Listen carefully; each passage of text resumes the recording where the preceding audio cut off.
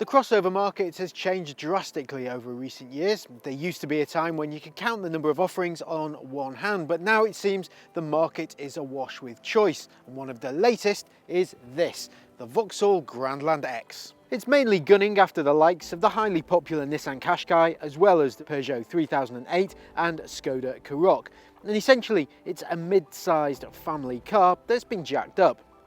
Thanks to Vauxhall's partnership with PSA, the Grandland X has become a joint project with Peugeot and the 3008, which means that despite its rugged looks, it too is only available with two-wheel drive.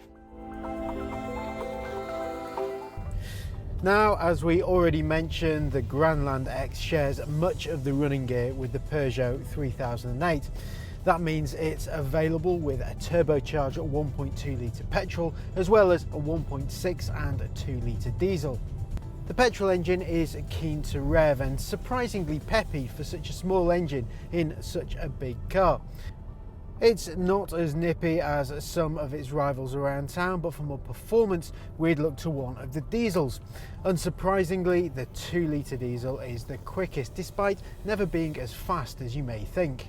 The ride isn't too bad either really. It's not as forgiving as the Qashqai, but it certainly softens off lumps and bumps in the road easily. The offset though is some rather wallowy handling.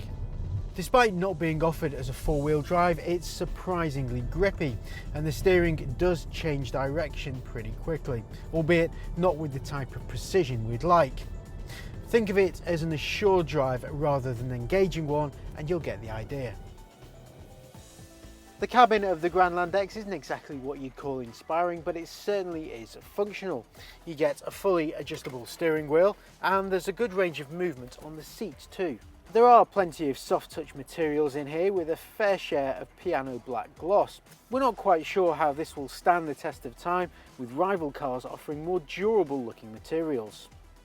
The dash is well laid out with a 6 or 8-inch touchscreen infotainment system, depending on which spec you go for, and it's placed within easy reach, and climate controls and dials can be found underneath. That means there's no fiddling around trying to change the cabin temperature on the screen, as you have to with the 3008. Visibility all round is excellent, and parking is made easier thanks to rear parking sensors which are standard on every model.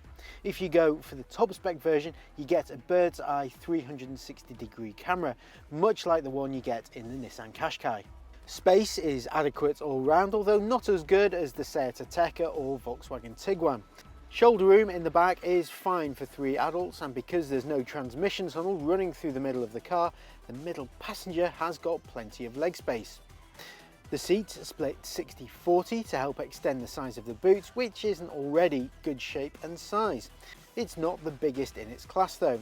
With the rear seats in place, the boot offers 512 litres, which expands to 1,652 litres with the seats lowered.